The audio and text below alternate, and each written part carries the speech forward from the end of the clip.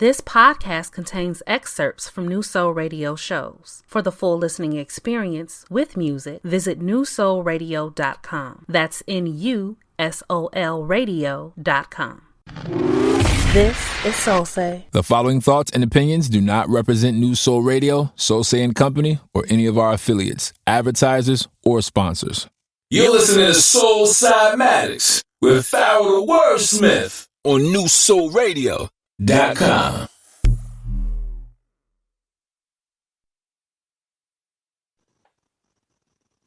Yo, what's good? It's your boy Pharaoh the Wordsmith right here on WSOL New Soul Radio.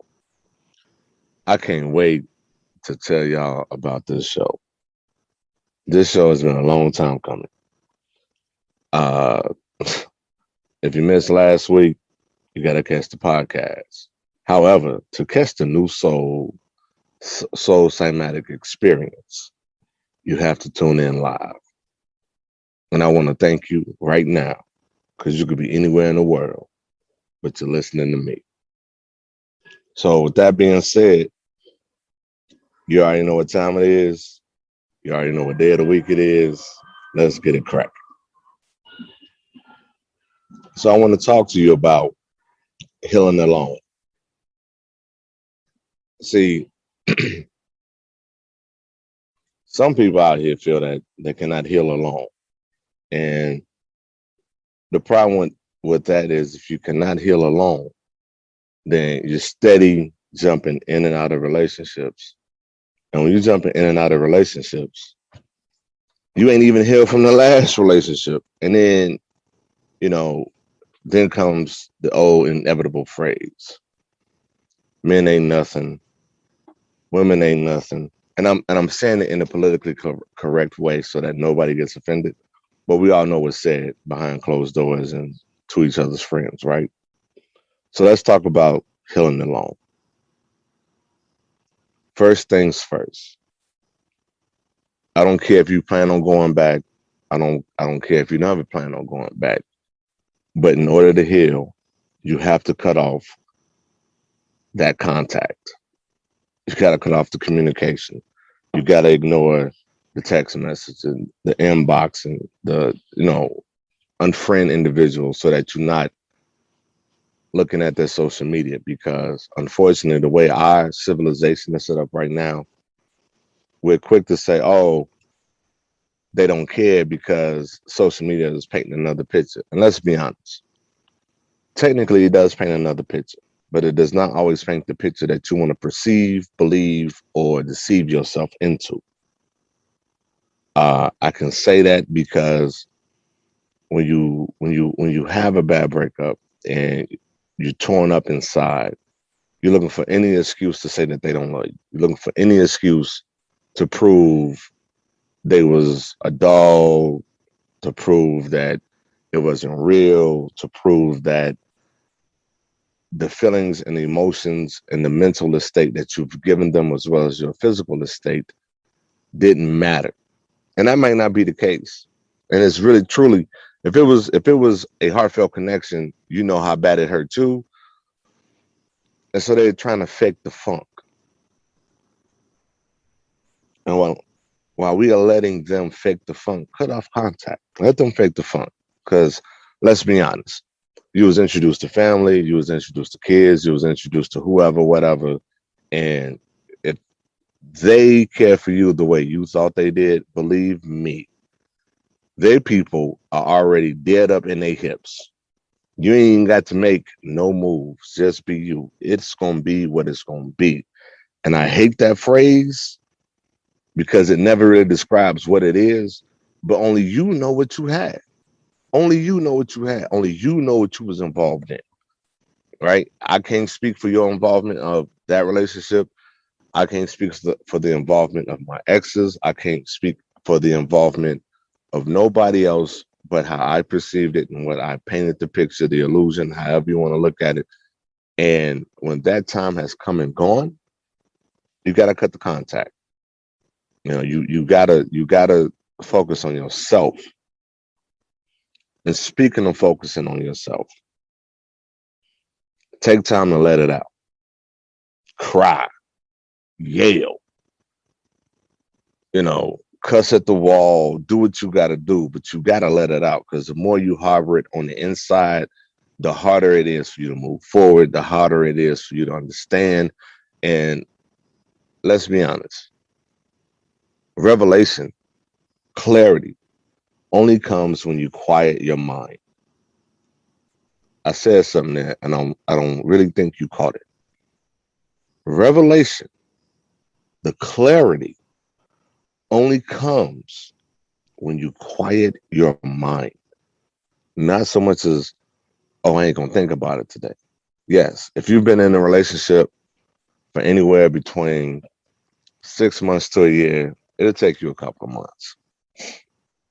If you've been in a relationship from 1 to 3 years, it's going to take you more than a few months, right? I'm just being honest, especially if you was living with this person, you was seeing this person every day, you was really spending quality time.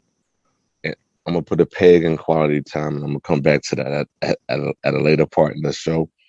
But let's just be honest. If you spent anywhere between 1 year to 3 years with somebody, that is not nothing you get over with. You get out of your system or over in 2 months. If you do, you damn good.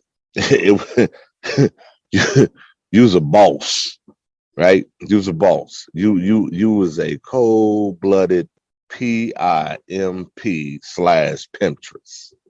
All right, I'm just gonna say what it is in the dope, right? Because when you take the time to let it out, you allow it to have the time to start the healing process. You allow it to have the time to open yourself up, look at / examine who you are, right? And when you're looking at who you are, you have a better understanding of what it is you're willing to take, what you're willing to go through, what you're willing to sacrifice. Oh, peg sacrifice, come back to it. And what it is overall that you want. See, want, need, and desire are 3 different things. We often want something that we can't have because the desire is not there. The lust of it may be there, but the desire for it might not be there, right? And the best way I can put it, if you desire it, then that word sacrifice would mean more than just cutting something out of the relationship. There would be a compromise. There would be a sacrifice. There would be goals and accountability in it. If you are in a relationship where there's no accountability, there are no goals, there are no sacrifices, there are no compromises, then you can't have that quote unquote 20, 30, 40-year relationship in which you see as everybody blending and doing good, but you don't know the road they had to go through. Let's just be honest. They make it look good and it's something that you want, but every one of those relationships have been to the breaking point, the healing point, and the revival process, right? Another way to help yourself heal is, believe it or not, listen to music. And psychology says, listen to sad music because it evokes an emotion. It evokes a way to help let things out.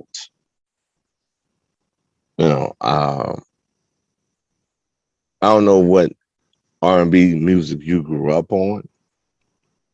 If you grew up in the late 90s, you had certain groups that talked about love, hate. I don't want to say hate, love, heartbreak, and looking forward to the new relationships. Now, pause. I have not completed the whole heal alone process, but let's say you're there, you're healing, and you answer that damn phone call. Oh, you done ripped the Band-Aid off the wound. You done took the sutures out because they probably cut deep. When you do that and you have a conversation, you are still listening from either one or two perspectives. The old perspective that I miss you, that I want you, that I love you, that I gotta have you, or you're listening from the new perspective of what's new. How have they changed? Right? And listen to the conversation. Because if they ain't changed and they saying the same thing, guess what? Real to real, it's the same conversation. Right? Real to real, they the same person. Real to real, you're gonna have the same problems, the same heartbreak, and the same issues and the same situations. And if you want to get out of that and you listen to it and you hear the real to real, and I'm not talking like REAL to REAL, I'm talking REEL to REEL, real to real. And then if you don't know what that looks like or sounds like, some of you have heard of tape cassette players or cassette players. That's real to real. VHS, that's real to real. Beta, that's real to real. Not that CD joint, that real to real joint, right? Because when a person is truly sorry, they change the game. When they're truly sorry, they can be held accountable. You can have those discussions. They apologize, and their mindset, their attitude, their maturity is totally different than when it was in that relationship that hurt you. So, like I say, cut off the contact. Give it some time to let it out. Listen to music, especially the sad songs. Let it help you cry. Let it help you get it out. The other aspect, right? We always say, don't tell your business to your friends because they the main ones to put you on blast. Find that one friend you can trust with any and everything and have that conversation. Have that conversation. Get it off your head. Listen to their house, their outlook, their thought process on it, right? Because they've been there from the jump to the end to the middle, and how they feel about that individual is how they feel about that individual, and they may have or may not have addressed that with you out of respect of your relationship, right? Find you a support group, and I know it sounds hard, right? But find you a support group. I'm pretty sure where you're at, where you're from, there are a multitude of single individuals who have went through the same malarkey, and they're looking to have fun and go out and just let it be, and not really go out and talk to individuals, right? Just go out and have fun. The other aspect to it is allow yourself to go through the grieving process. You got to grieve your loss. Like I said, if you had less than 6 months with this individual, you can't. It ain't nothing to grieve, right? It ain't nothing. Let me rephrase that. If you was in the relationship and it was under 6 months, and there was a violent act that took your lover away from you, okay, I get you. Yes, you do. You truly do have something to grieve. But anything less than 6 months, it was just an interview application process. They got through HR, they got the job, and they couldn't hold on to it. That's all it was, right? I know everybody's seen that meme. If I dated you for less than 6 months, you don't count. That's going to be my stand on that whole process, right? But in that grieving process, it's okay to sleep. It's okay to eat. But you definitely want to look at exercise, right? Because if you grieve and you sleep and you eat too much, then the next thing you're going to say is, I'm not attractive. We're not going to talk about that. We're just going to say exercise. And exercise to your comfort level. Far too often, we allow society, family, friends to paint a picture of how we look, how we react, and it disturbs our comfortability and it masks our comfortability. Be comfortable in who you are.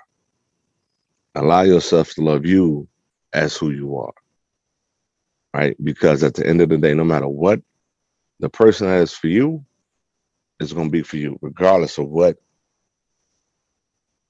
how you look, what people say, how you act. Now, if you ghetto fabulous and won't ghetto fabulous, go find. that's I can't say nothing wrong. There's nothing wrong with ghetto fabulousness, right? But everybody has in their mind the image of their lover that is the perfect lover. And I believe in that whole look at you, look at me, look at you, look at me, make it make sense category. Treat yourself right. Do you go out? Do you take yourself to the movies? Do you take yourself out to eat? Do you acknowledge yourself as a person? Once again, this is very important. You can't keep up with the Joneses because you ain't the Joneses. They the Joneses, you the Black. You the Smiths. You the Johnsons. You're everybody but the Joneses. So trying to keep up with them does not always put you in a better situation, a better predicament, or a better life. That's just me being honest. So when I say treat yourself right, you got to look at self-love. You got to look at self-love, right? Because self-love is a very important part of who you are. How you treat yourself is how you teach other people to treat you. Think about it. Somebody take you for a joke and you take yourself for a joke, then you a joke. If you take yourself serious and people treat you serious and you are too serious, you're too serious. There's got to be a balance. Learn to love yourself. Take an Epsom salt bath. Indulge a little bit. Have your favorite slice of cake. Have your favorite pie. Have your favorite drink. Indulge. Because guess what? When you're sitting there by yourself, you are truly there by yourself. So learn to love yourself. Take this time to get reconnected to who you were, to see where you're going, and see if things line up. And if they don't, fix them. It is never too late to make a change in your life. It is never too late to make a shift in your focus. I'm just saying, for the most part, you gotta love yourself more than you love the partner that you are attached to or were attached to. Meet new people. It's okay. Right? Meet new people. Go. I'm not gonna say go to your local dive bar. This ain't Cheers. This ain't Martin. Everybody ain't hanging out at Nipsey's, right? But go where you feel comfortable. Have a drink. Have a meal. Sit down. Eat. And if you want to meet new people, no. It is hard as a single person sitting there at a table trying to eat your meal and mingle, right? So if you want to meet new people, yes, you got to take yourself to the bar. You got to go to the bar, right? If you go to a restaurant and they have a bar, go to the bar, order what you want to eat, sit and talk, meet the people at the bar, right? Because those individuals might not be who you want to be in a relationship with, but they might be the people you need to talk to form new bonds, be happy, and release some dopamine, right? Dopamine is a natural happy chemical that the brain releases.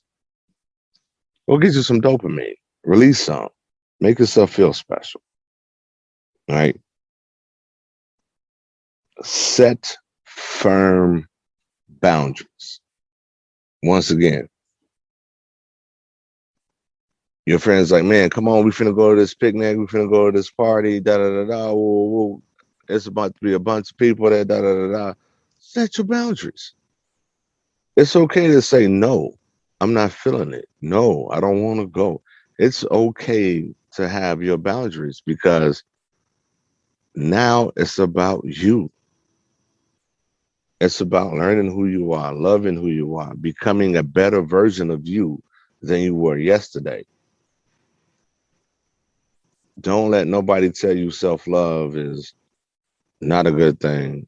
And don't let nobody tell you that your boundaries are poor because you're starting to love and respect yourself more than you did. Pay attention to your thoughts. I say this phrase all the time, and it's just the truth. The inner warrior listens to what you tell the outer warrior. And every time you doubt the outer warrior, the inner warrior is lessened. Right? The more self-doubt you talk about, the more you hear it, and the more that your confidence, your self-confidence is eroded. That's the truth. You can't blame nobody for your self-confidence unless you're blaming yourself. I can't blame my parents, my kids, my friends, my lover. I can't blame nobody for my self-confidence. It's my self-confidence. Go back to my earlier statement. How you allow people to treat you and your self-confidence is almost hand in hand. And you have to remember that. You have to know that. And you have to understand that. Pay attention to your thoughts. You can't say, I want this type of relationship. I want to be this type of person. But every time it takes you that opportunity to be that person or have that type of relationship, you're always cutting your own throat because you say, oh, they never want me. I can't do this. I can't be that. No. You can't be that person. Okay? You can't be that person. Be the matador. Be the matador. You are the boldest, bravest individual getting ready to face a 1-ton plus bull. And they finna charge at you. Stand there. Take your little red cape, pull your little sword, and do what you got to do and slay the bull. Because at the end of the day, if you don't do it, nobody gonna do it, and that bull gonna run you. It's gonna run you. Be mindful. That is a super key. Because if you're not mindful, you'll fall for everything and believe what everybody else says. Be mindful. Your heart talks to your brain talks to your heart, and they both talk to the body. Listen to what they're saying. Listen and observe your interactions with others. Listen and observe your interactions with you. You know, I guess what I'm about to say next is something that I truly say to my daughter. Enjoy being single. Enjoy it. Because you can do what you want. You could be who you are. You pretty much have the keys to the city. Go where you want, do what you want, say what you want, be who you are, and enjoy yourself in the company and the presence of yourself. If ain't nobody else there, enjoy you. Because all too often we listen to a lot of the shenanigans of others, and we try to fit in. We try to cut, get a suit made so that we cookie cutter into what everybody else is doing, what everybody else is saying, what everybody else is believing. And sometimes cookie cuttering yourself into a situation is not the perfect idea or ideal situation for you to be in. So you have to be mindful. You have to be mindful. You have to be humble. Arrogance is not a key to life, but being mindful is.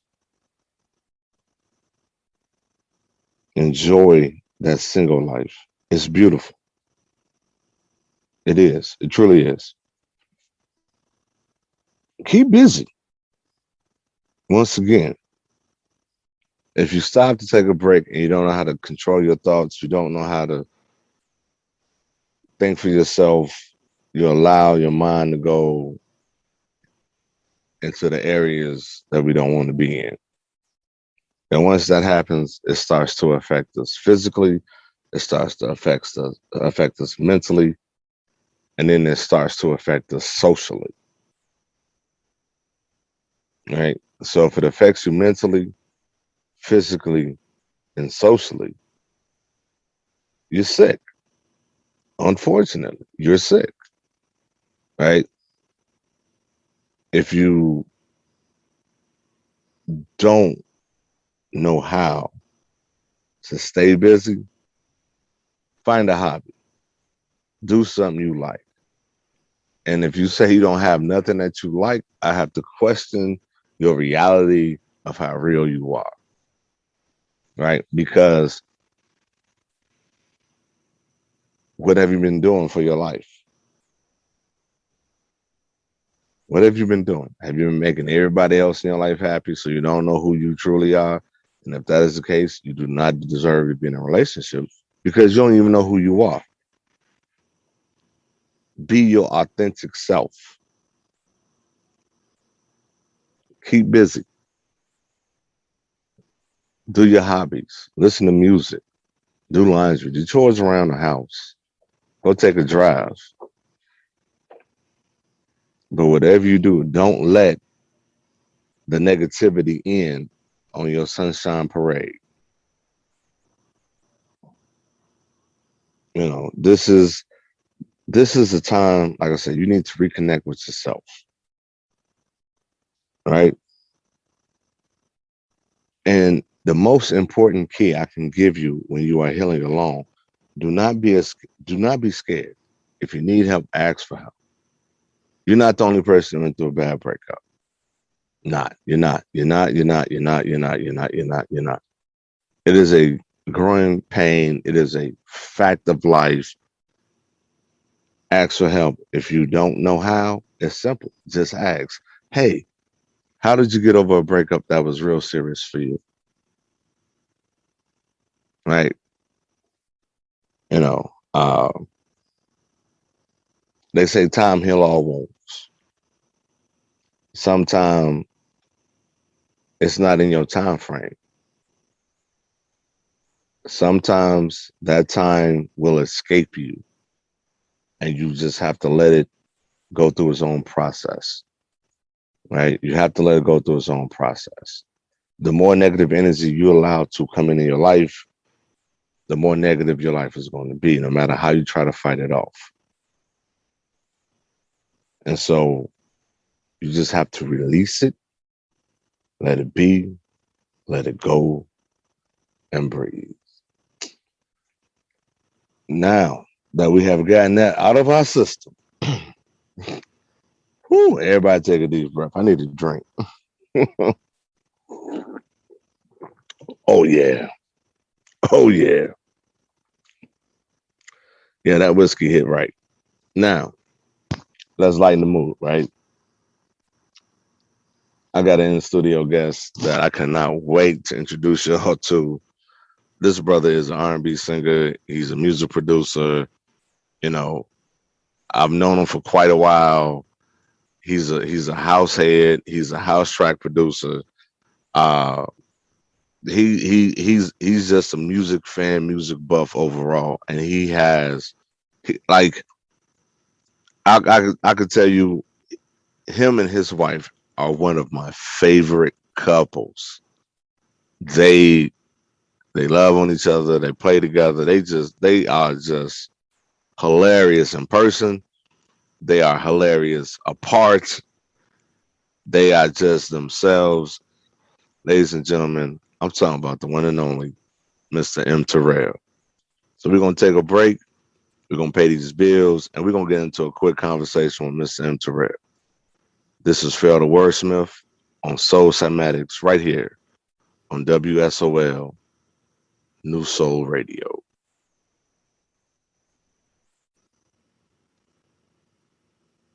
Supporters of this show can join us on Patreon, where for only $5 a month, you can access all past shows and exclusive content. Join now at patreon.com/SoulSayCo. That's patreon.com/SOLSEICO. Want to answer one of our questions? Or have a song or artist request? Or do you just want to leave us some feedback? Call the New Soul Radio voicemail at 312-945-6376. That's 312-945-6376. Remember, we may play your message on air. Yo, what's up? This your man Phil the Wordsmith right here on WSOL New Soul Radio. And right now in the building, I got with me one of my favorite R&B guys. And I don't want to say that like I'm pigeonholing him into the slot, but he's a very versatile, talented brother. Ladies and gentlemen, let me introduce you to Mr. M. Terrell.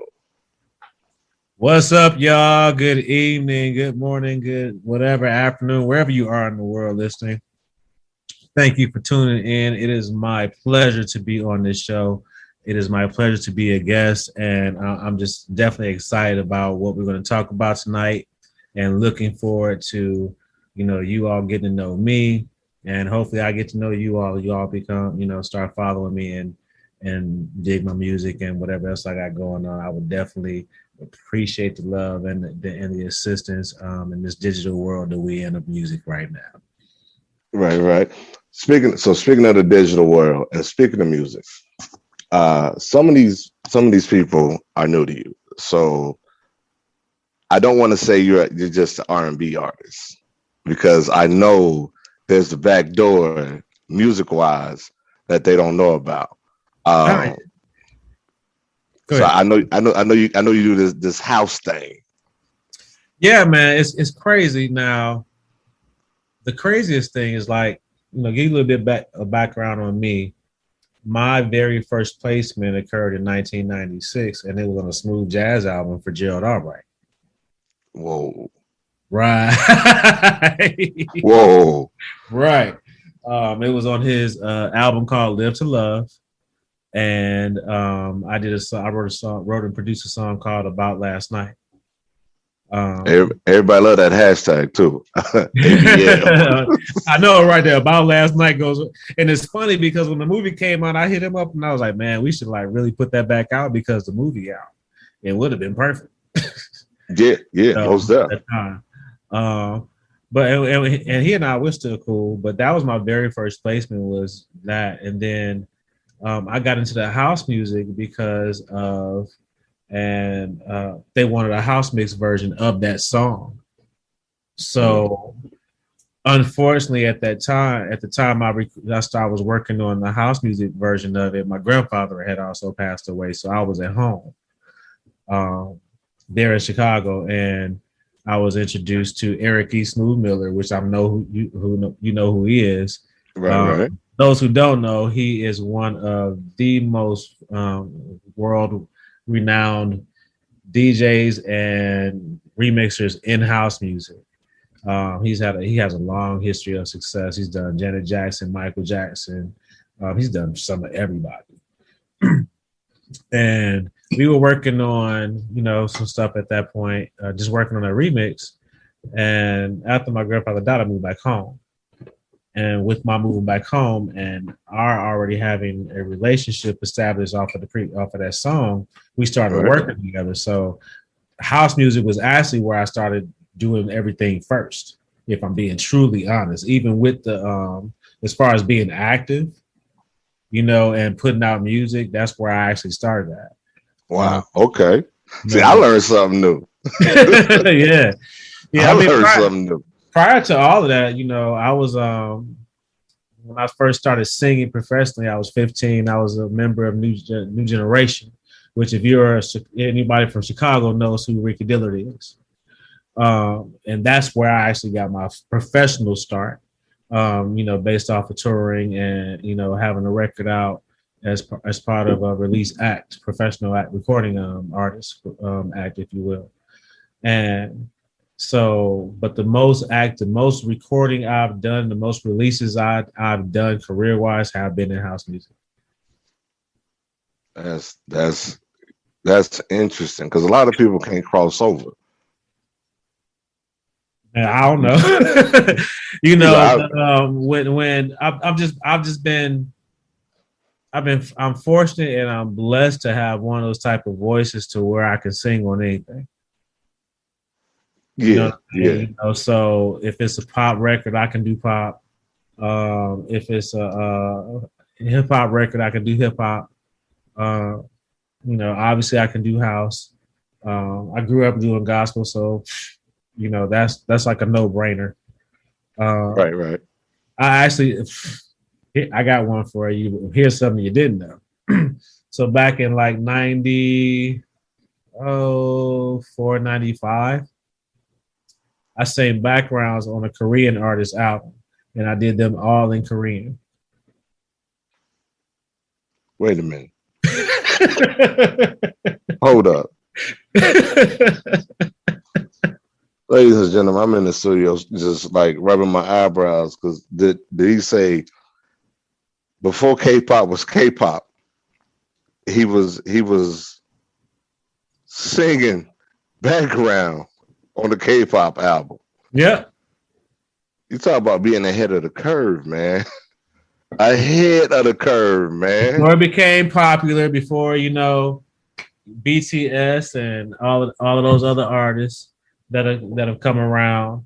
I met an artist here. I can't remember how I got his connection. I remember his name.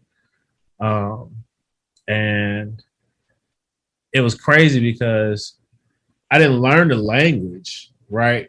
As far as to understand it, to know what they were saying. I learned the language song by song in order to sing it. So I learned how to phonetically pronounce it correctly. So you did the math and the research on it. He was like, no, he taught. No, the producer, the artist, he was a producer too. He taught me. He wrote the words out and he said, "This is how it sounds. Sing it like this." And I just repeated what he said. And then it was funny because he told me I sing better than some Koreans in their language.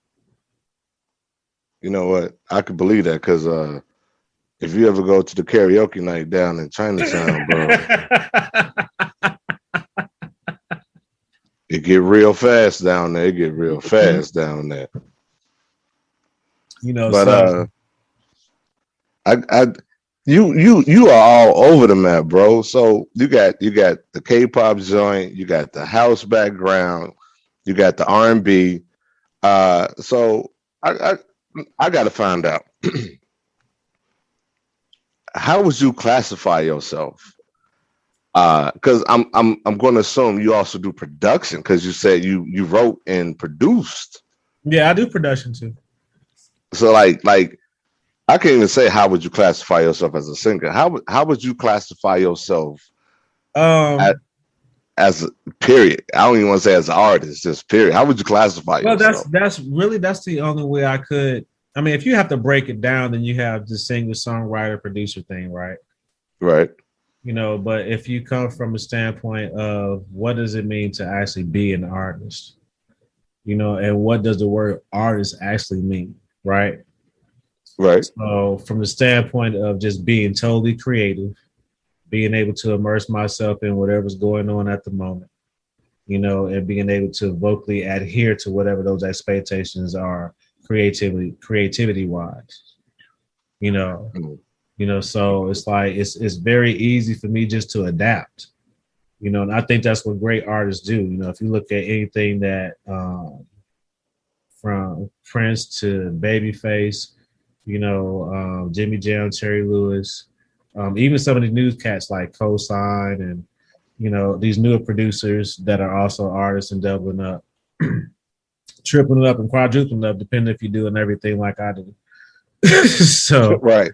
So it's just, I think it gives me a unique perspective just to be able to, approach everything with an open mind.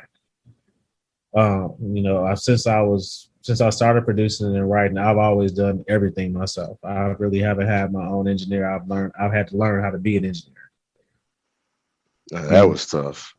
No, actually, it's crazy because I was an engineer before I went to engineering school. So wait. I was already mixing and producing and mixing and doing all that stuff before I learned how to do it. Before I learned how to do it. So it's like I got not only are you doing it, but it's like now I got the education in it, so you can't take it away from me. Right. And where do you draw your inspiration from? Like you was like you just a jack of all trades, man. You got everything in the bag. Where do you draw your inspiration from? Life mostly. I look at like artists like Barry Gordy. Not Barry Gordy. Well, Barry Gordy is an artist. Maybe not a musical artist, and says he's a business artist. And the way he just put together acts and how they performed. When I was growing up, I listened to a lot of Motown artists, as I'm pretty sure a lot of us did. Because that's what my parents had at home. And so after with just growing up, listening to the Four Tops, the Temptations, Jackson 5, my dad is also a singer, so he's definitely an inspiration. I sound like, it's funny because I listen to myself and I hear where I sound like him. Right.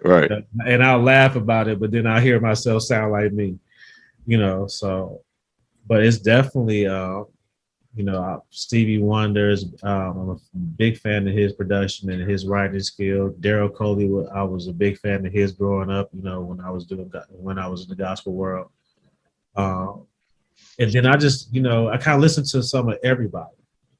I forgot this one girl's name, but she wrote a song called Traitor. And I heard her when I put my song up on Spotify to play it. It plays, how the program, it just play like different songs and different artists or whatever. Right. So this one song came up and I was like, dude, she dope. So I've been I'm open to everything. And, because I understand that, you have, in order to be a great artist, you have to be willing to listen to everything and everybody. You don't like it, and nobody's saying you got to like everything that's out, but it does pay for you to listen to it and to really take whatever you can glean from it that's worthy of gleaming, and the rest of it you leave alone. That's true. So I was going to ask you, like, what made you get into entertainment? But your dad is a singer. Yeah, man. I've been into music since I was 5. I remember vividly. Like I still remember the whole. I can picture this in my head and see it. My dad's group, he used to be in the group called the Gospel Starlights out of Chicago Heights. And the crazy thing is, what most people don't know is that and I didn't know this until I watched it again, but James Brown's gospel group was called the Gospel Starlights too. Only thing is, they were down in Jordan. Same name, dude. I was like, what? That's bananas. Same name. They were just in 2 different states, but they were all on the same thing. And my dad is a phenomenal singer. And when I was 5, he did a show, and I remember just sitting there in the crowd and watching everybody react to him and get up and dance. Not dance, clap their hands and move side to side. We talk about church music, this is gospel. We talking about the church folk. Ain't nobody dancing unless they shouting. I hear the run music in my head now. You know, me too. Oh, Jesus, help me. So when I saw him sing, man, and just saw everybody's reaction to him, I was sold completely. That's me. That's what I'm gonna be doing. That's what's up. Like, so, no, and nobody's and it's crazy because a lot of people want to say like, well, who was your role model growing up? And everybody likes to name people outside of their families and all these different sports heroes. No, man, musically, my dad. He didn't have the career that I thought he felt he should have had because to him it was more important to produce, to stay home and produce for his family. His talent was for the church, and that's what he decided to do, and I have no problem with that whatsoever. I honor him and I appreciate him for doing so. Because him doing that allowed me to go out and explore what I really want to do musically. So the differences between us is that, he grew up singing church. I got a chance to join the community choir and sing pretty much sing all over the nation. And because of it, I've also sang all over the world. So, I'm forever appreciative and honorable of my father for that.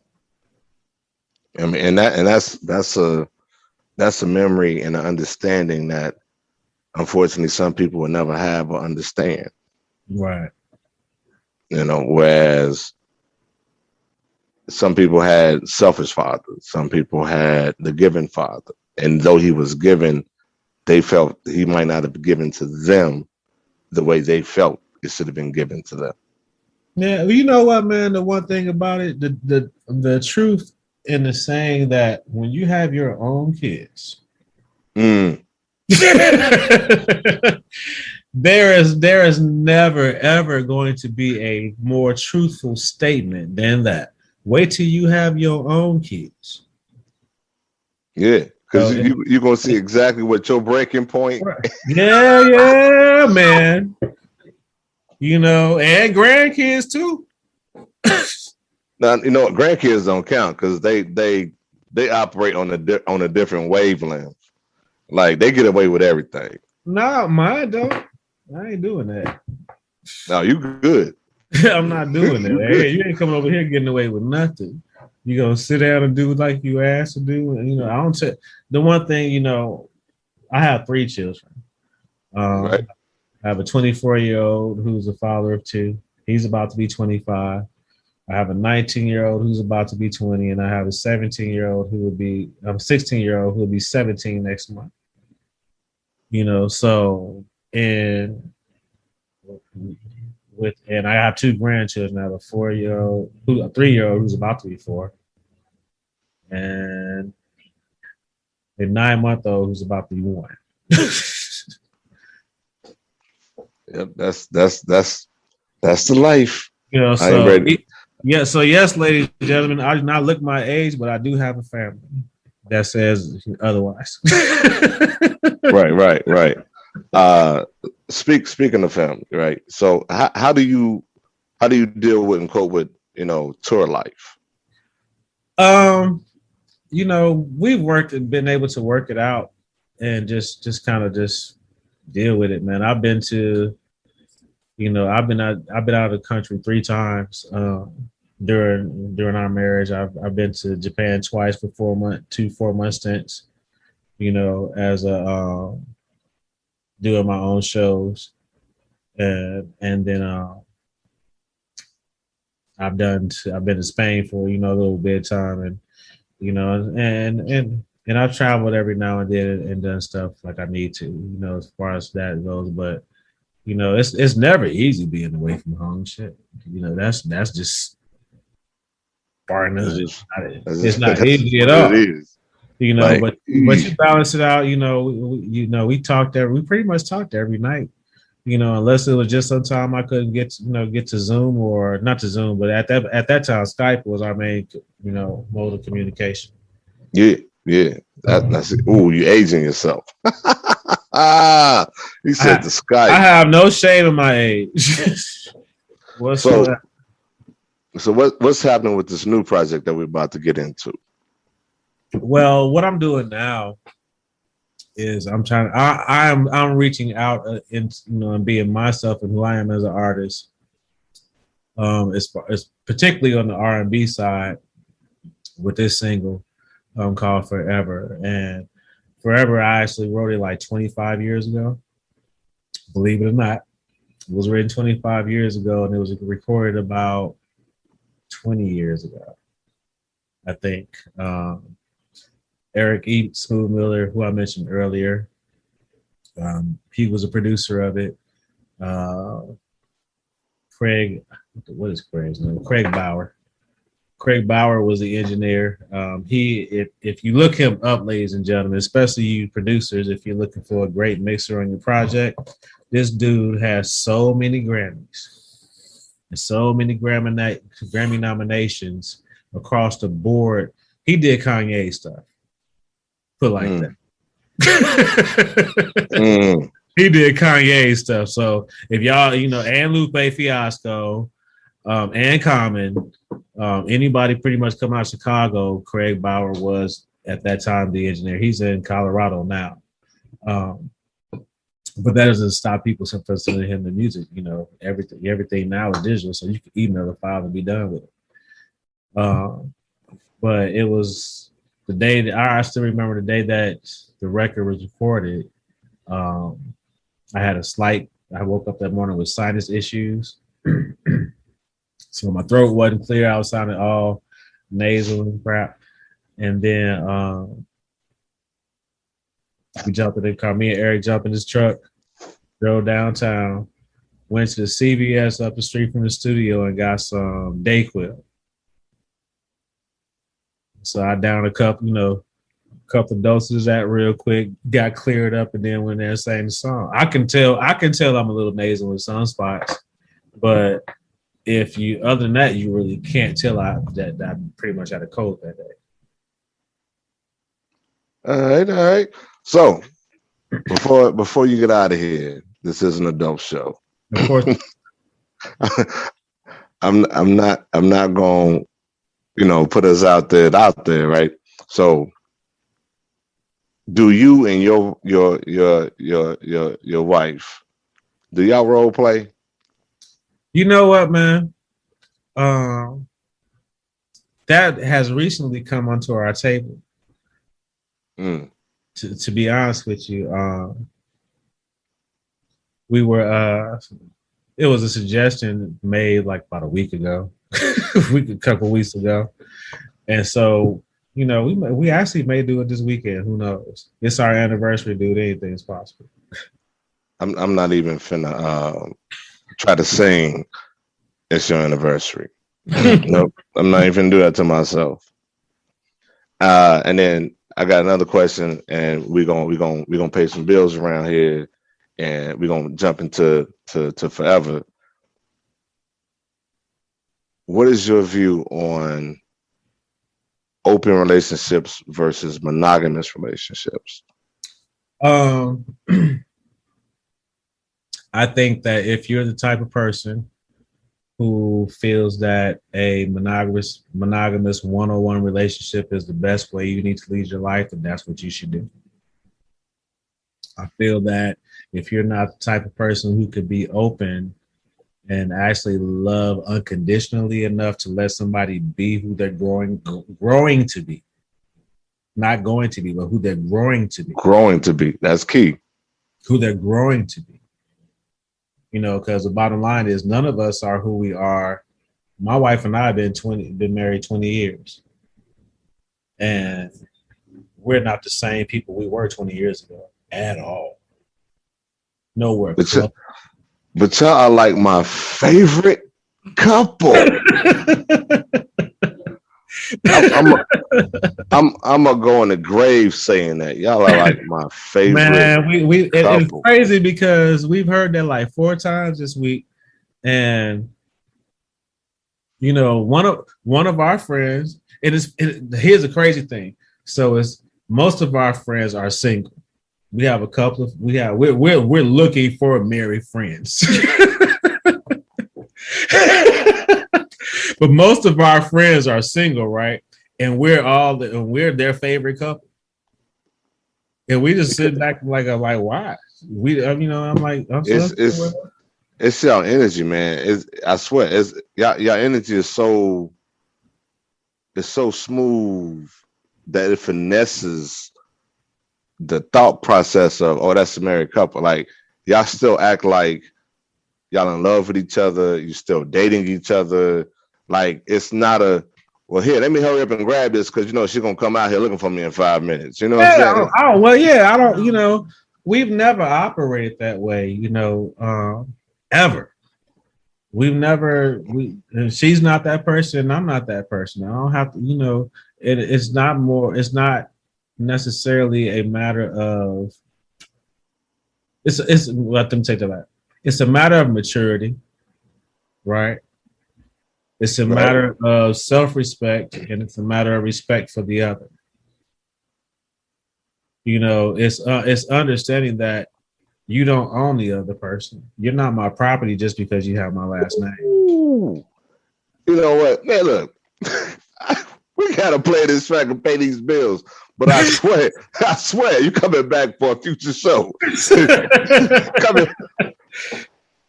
Cause see, you about to have me just go on a whole nother tangent, man. Hey, dude, look, let me tell you. We've been through a lot, you know, and when I mean a lot, including, you know, not having money, being homeless, you know, having to be separated from our kids, having just all kind of stuff in order to really make what we see for ourselves and for our family happen. So there's no room for us to be on anyone's other side. There's no room for us to be distracted from what we're doing. The only thing we can do is focus on each other. Yeah. Ladies and gentlemen, that is what I call, like we stated in the last show, radical transparency. Like the transparency is so radical that when you sit back and you want this type of relationship, you also got to understand what goes along with this type of relationship. And I'm not saying this as in his, as in specific, but in any relationship that you want to be great, there are highs, there's lows, there's in-betweens, it's the road of 1,000 detours to see how bad you really want it, right? And this is your man, Pharaoh the Wordsmith. This is WSOL New Soul Radio. This is Soul Cymatics. We finna get out of here and pay these bills, and I'll be right back at you. Take New Soul Radio with you wherever you go. Download the New Soul Radio app in the Google Play or Apple App Store by searching New Soul Radio. That's NUSOL Radio. If you have what it takes to host your own radio show, hit us up at teamsose.com and drop your info. That's teamsose.com. SOLSCI. Soul Say. This is America. Peace on left, justice on the right. Peace on left, justice on the right. This is America. This is the reason Kaepernick was taking a knee. Heartbroken when I saw that video. I almost couldn't finish it. Views of power. We gotta start making changes. There's a virus in police departments across this country. If I rule the world, Cops harassing. Good cops know who these bad cops are. free all my sons. You have every right to be angry. Can you tell me why?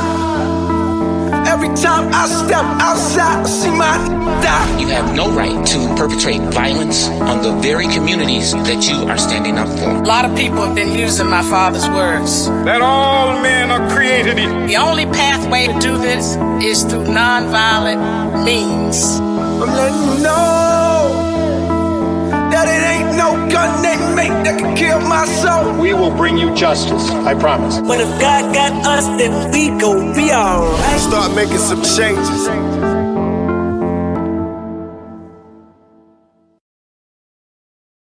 Want more dope content?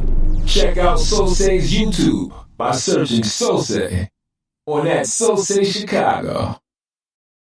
Yo, what's up? What's up? This is the man, Phil the Wordsmith, right here on WSOL, New Soul Radio. This is Soul Cymatics. You know what time it is.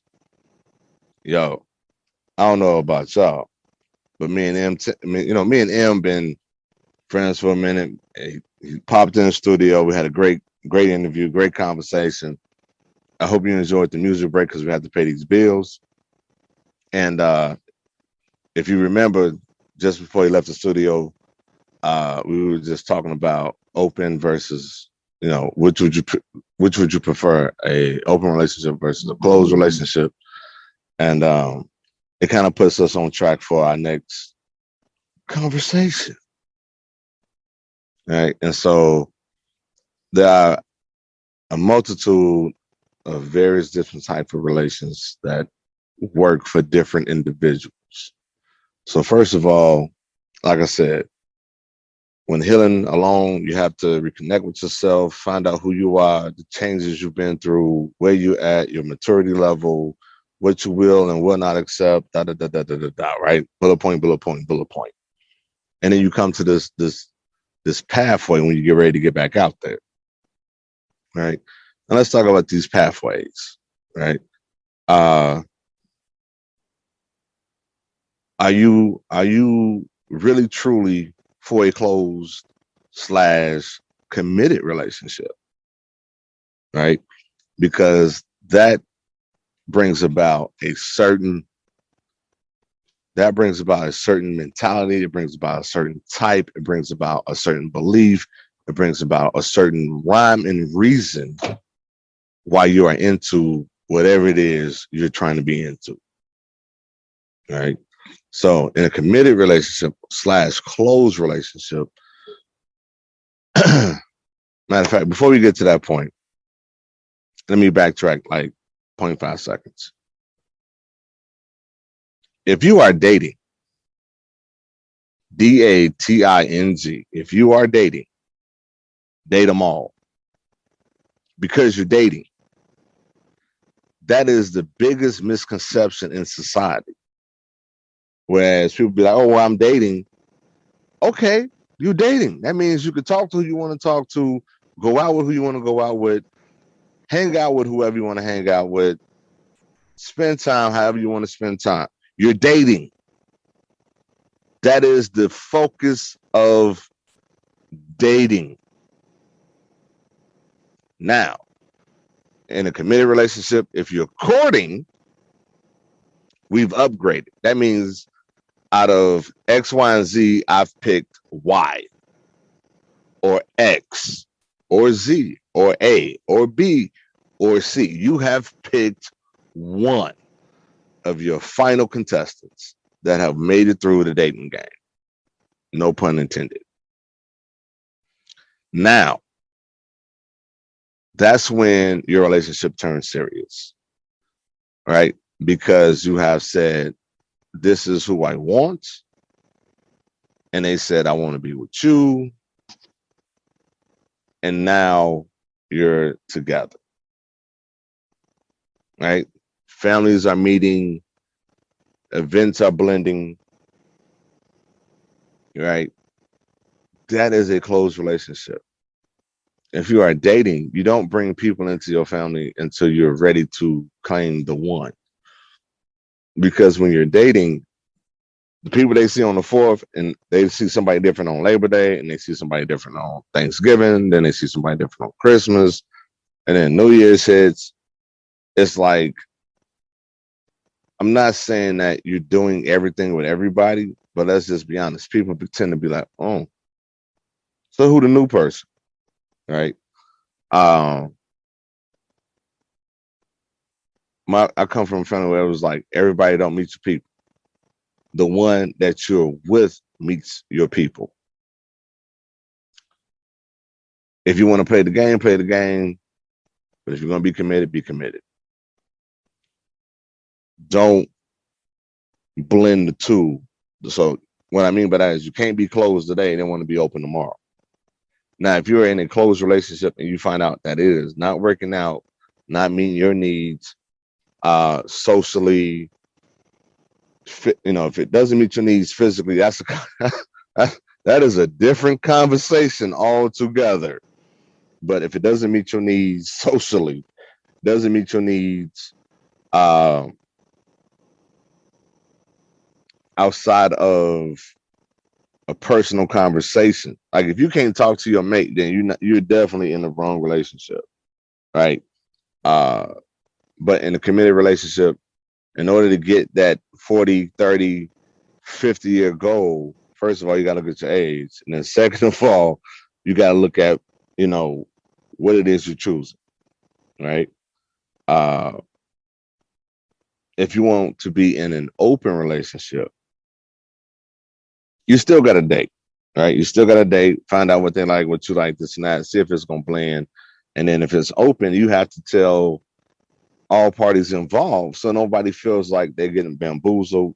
Nobody feels like they're running into the side hustle or the side game of the relationship. Like, sometimes you might have to assign days depending on how your roster looks. Let's just be honest. Sometimes your Monday, Wednesday, and Friday game is totally different than your Tuesday, Thursday, Saturday game, and you might have to take Sunday just to love on yourself and get yourself ready for the week. I get it. I understand. But each relationship has its own pros and cons. Case in point, if you're in an open relationship and you have a real bad family situation and you haven't decided who your top tier person is, you don't want to open that family situation with everybody. So you decide to tell the person that you think is your top tier person, and they don't show up for you in that time of need. That can create an issue. But you also have to understand they might have had other plans, this and that, because it's open, everybody's doing their thing. So it runs the gambit. In a committed relationship, you sit back, you call your mate and say, hey, look, I'm having a family situation. And they like, okay, give me X, Y, and Z. I be there, where you at? They want to know the what, who, where, how. They want to know the players, the time frame, what's happening, and I'm on my way, right? That's a different feeling than being in an open relationship where you kind of hoping and praying that somebody's going to be there. If you are dealing with a married individual in an open relationship, also understand they have prior responsibilities, point blank, period. You can set a date and they like, I'm cool, everything is clear, and they might have a family emergency and you're going to be the one coming up short. These types of relationships, like I said, they come with pros, they come with cons, right? You could be out doing your thing, and in a committed relationship, there's a problem. You both go and attend to the problem. If it's an open relationship, they might break camp, take a move. You might you might want to play the supportive role, but it might be the other person that they're dealing with. If they're married, it might be their spouse, right? Or their child, and the spouse is going to be there. Like I said, every relationship has pros and cons, and you have to look at it legitimately, right? And that's part of understanding what it is that you're getting into. You can't sit back and be like, oh, well, they're never available when I call. You know what it was when you was getting into it. You knew what it was then, right? So you can't sit back and say, oh, I make it up to you. How? How you gonna make it up to me? I don't know. I do know. Do know. How you gonna make it up to me? So the next time my child falls and break her other arm, you gonna be there this time? Like I don't know, right? The next time, I'll fall and break my leg. I don't know, right? So people oftentimes will say whatever they need to say to make you feel better about the situation, but you also have to understand you knew what it was when you got involved in it. Then there are your swingers. That can go a multitude of ways as well. You got people who are married that are swingers. You got individuals who aren't married that are dating, that are in a committed relationship that are swingers. And you have people that are in an open relationship that want to consider themselves as swingers. So the guy comes in with a female to pay the couple's price, though he's a stag, meaning he's alone and he doesn't want to pay the higher price to get into the party. And so he comes in with his best friend, and let me backtrack. I don't want to say best friend. Let's just say it's somebody that he's cool with, right? And they come in together as a couple, quote unquote, and they go their separate ways. It works out for their situation, but it could be bad for the individuals in the party. Now, understand something. Swinger parties have their own ethic. They have their own code of behavior. It is something that for the average individual, oh my God, they're beautiful, they're fun, but you have to understand, unless you're invited in, you don't do nothing stupid. And even if you're invited in, you respect the individual that you are with, unless they give you a code word for harder, they give you a code word for a stop, because the last thing you want to do is abuse trust, abuse the friendship, and abuse the understanding, right? Because then you get, blackballed, blacklisted, kicked out of the club, X, Y, and Z, right? And so you have to understand that no matter which way you choose to roll the dice when it comes to a relationship, each one has pros and cons. Some relationships are just straight taboo.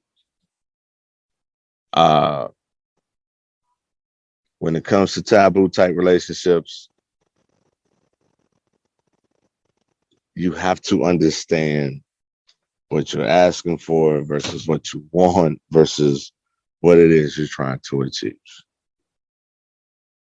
Right? And so with that being said, those are just a few of the different types of relationships that exist.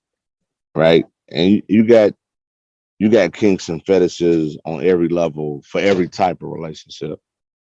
So let me help you understand kinks and fetishes. Kink is something that you do. Kink is something that you do. A fetish is something that you like, but is non-sexual. You might like toes. You might like fingers. You might like biceps. You might like quadriceps. You might like thighs. You might like hips. You might like looking in people's eyes just to see the people's dilate and react to light, as well as try to read their thoughts. Those are fetishes. Kink is totally different.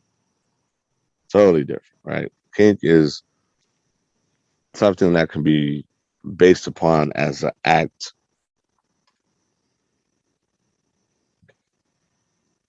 And you can look at it as intimacy. You can look at it as a touch. You can look at it as however you want to look at it, right? But if it's something that you can do, think of kinks and fetishes as in computer terminology. There's software and there's hardware. If you could touch it and it reacts to your touch in a certain way, then that's a fetish. I'm sorry, that's a kink. If it's something that is hard programmed or hardwired in, it's a fetish. A lot of men have fetish for big booties, big boobs. Women have fetishes for dad bods, muscular men, blah, blah, blah, right? So that's the software. It looks good. It's in the package. The hardware itself, however, is a totally different situation. Okay. Now that I've said that, I have a question that I'm willing to ask. And somebody had asked me, what is the difference between intimacy and adulting? And I'm saying that in such a lovely way because I'm trying to work on my vernacular for the show. Told you my engineer is only giving me 5 cuss words per show. I already said like 2 dams. I think I got a Hail Mary left, and I don't want to use all my cuss words for the night. So, intimacy. Intimacy is something that does not always physically require penetration. However, it can be touching, kissing, cuddling, spooning, however you want to look at it, right? It's intimacy. Time is intimacy. And I said I was going to put a peg in something and come back to it. And one of the things that we often misjudge when it comes to intimacy is quality time. I could say if I spend time with you, it's quality time. But then you got people to say, well, I was watching TV and you was listening to the radio. But if you're in the same space, the same area, and you're doing 2 different things, but you're comfortable with doing those 2 different things, then that is quality time. But if you want quality time with your mate doing something together, I understand that, but you can't discount the quality time, though you're in the same area doing 2 different things, but y'all still there together. You can't discount that. And a lot of people in relationships are quick to discount that. You can't discount it. All right. Now, the difference between intimacy, I said what I thought intimacy was versus just penetration. Right? Penetration is penetration. Feels good. It gets you there. Hopefully they got enough stamina to get to the point where you get yours, they get theirs, and it's all fine and dandy, and everybody's happy. However, sometimes guys can fall short of the mark, just like women can fall short of the mark. That's how I see it. That's how I say it. And that's how the best way I can put it, right? Because it does not mean because you've been penetrated, you're going to reach the peak on either side of the coin. And that's okay. And you have to understand that, respect that. Doesn't mean it wasn't a good time. Doesn't mean it wasn't worth your time. It just means that end games on either side of the fence weren't met. Period. Now that I've said all I had to say for tonight's show, and I did not use up all my cuss words. Yes, I told y'all last week was different. This week was going to get better, and the next week will be better, and that's just what it is. However, I've come to my favorite part of the show where I got to say the people that have been here the longest and the most and are the most valued to me, who have been through it all with me. I appreciate you all, and I'm going to have to call and name names. Are you ready? Dun dun dun dun. Time for the shout outs. First and foremost, I want to thank my New Soul Radio family for allowing me to have my show, come in, do what I do, make it a pleasant experience for everybody. And if you really want this experience, I'm glad you have caught my show live, because the podcast is not the same as the New Soul Cymatic experience. Next up on the list, I have to give a special shout out to the Angel Crew, who they are who they are. They're very close and personal to me. They keep me tight, they keep me right, and they keep their foot on my neck, so I keep things moving. Shout out to the TNT squad, and boom goes the dynamite. Life by Design. After dinner, my guys who are my guys, The U Boys, I love y'all. Y'all have been a blast throughout my life. Y'all my guys. The Edwards clan, the ancestors, the firm. Definitely got to give a shout out to my man M. Terrel for coming through, getting on the mic, chopping it up with me. I look forward to future episodes, chopping it up with you.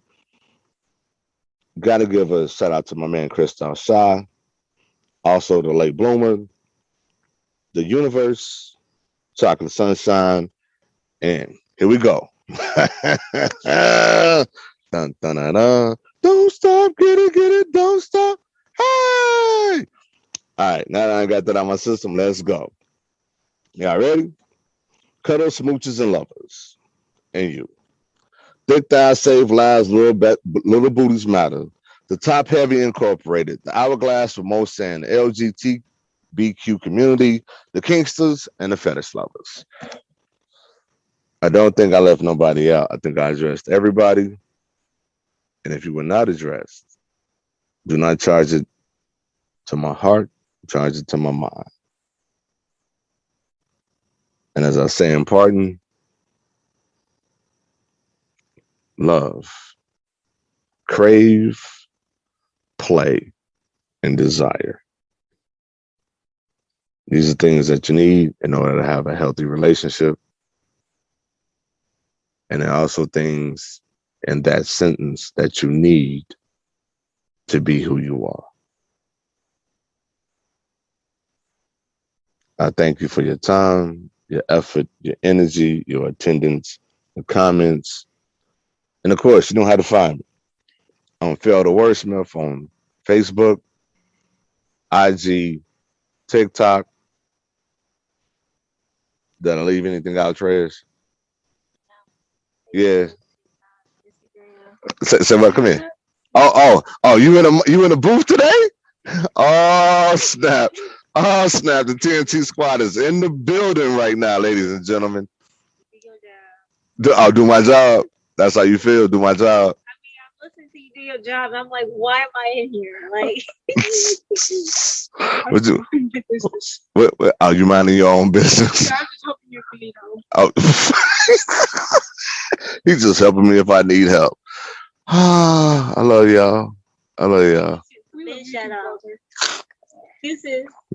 Deuces. All right, ladies and gentlemen, I am out of here for the night. Please, if you need to find me on social media, once again, that's PHARAOHTHEWORDSMITH. And I will see y'all next week. Peace. Starting a business? Kimbrio's 30-day brand takeover is for you. Get your new website, marketing plan, social media strategy, and all of the training you need in just 30 days. Apply now to see if you qualify for Kimbrio's 30-day brand takeover at www.30daybrandtakeover.com. When I got out of the Marine Corps, I was not just, working with my physical disabilities, I was emotionally broken. I remember thinking, how did I get here?